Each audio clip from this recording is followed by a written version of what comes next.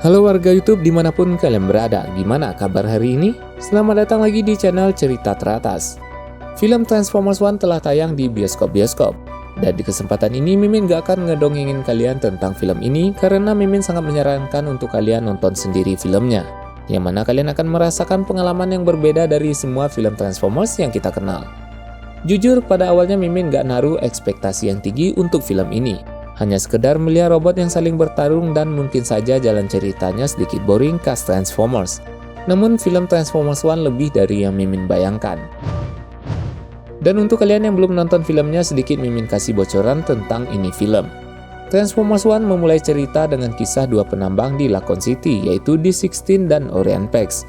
Kedua robot ini terjebak di kasta sosial rendah karena mereka terlahir tanpa transformation code yang membuat mereka nggak bisa bertransformasi seperti robot lainnya. Namun, Orion Pax yang sangat optimis memiliki tekad yang sangat kuat untuk mencari Matrix of Leadership ke permukaan planet Cybertron.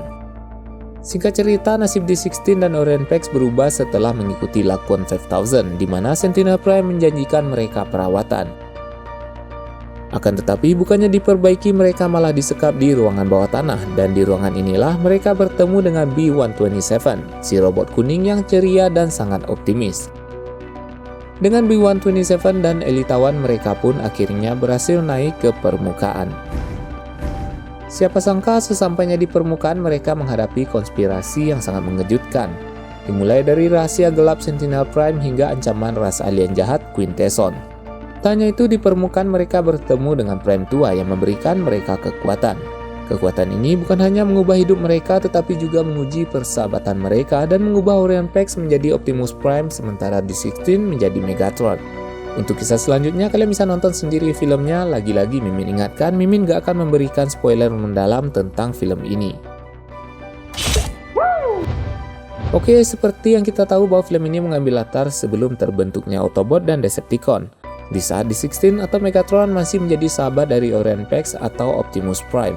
Dan karena alasan inilah kita akan disuguhkan dengan cerita yang lebih segar, tentu saja dengan ubah-ubah minor demi meningkatkan visual dan jalan cerita di film ini. Nggak seperti cerita live action yang terkesan fokus kepada urusan manusia dan para robot ini tiba membantu. Jalan cerita yang sungguh membosankan karena hanya berputar antara urusan manusia dan para robot. Film ini nggak basa-basi menggambarkan persahabatan antara D16 dan Orion Pax, serta seluruh kehidupan yang ada di Cybertron. Dengan durasi 102 menit, Mimin merasa film ini berhasil menyampaikan jalan cerita yang terasa padat dan mampu memberikan ruang untuk chemistry dan bromance antar kedua karakter utama ini. Bahkan transisi dari persahabatan menjadi permusuhan digarap dengan sangat halus, di mana kita bisa menikmati proses yang dialami oleh D16 menjadi Megatron yang tergoda oleh kekuatan besar yang akhirnya mengubahnya menjadi antagonis. Begitupun dengan tokoh-tokoh protagonis di film ini. Selain itu, film ini juga mengangkat isu sosial dan politik. Sebagai contoh, isu kelas sosial dan eksploitasi sumber daya dengan menampilkan Sentinel Prime sebagai pemimpin yang manipulatif dan penuh kepalsuan. Kemudian untuk karakter yang mengisi film ini memiliki karisma dan keunikan masing-masing yang berhasil membuat setiap aspek terasa sangat hidup. Sebagai contoh, Optimus Prime yang merupakan robot yang sangat ambisius berhasil menjadi magnet yang sangat kuat sebab ia menjadi tumpuan bagaimana cerita ini berkembang. Dan Chris Hemsworth selaku pengisi suara dari karakter ini berhasil menghidupkan karakter yang nantinya akan menjadi pemimpin legendaris ini.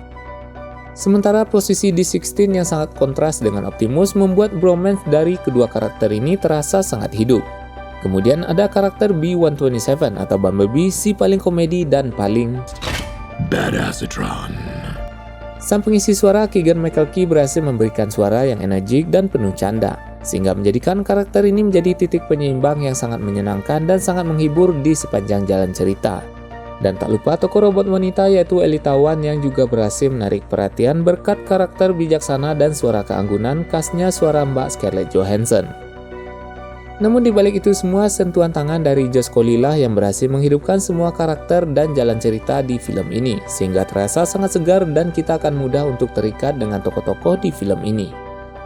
Yang perlu di-highlight di film Transformers One adalah film ini nggak banyak mengambil setting lokasi namun mampu mengeksplor Cybertron dengan maksimal. Terasa berbeda dengan film-film Transformers lainnya yang hanya memperlihatkan planet Cybertron hanya sebagai pelengkap.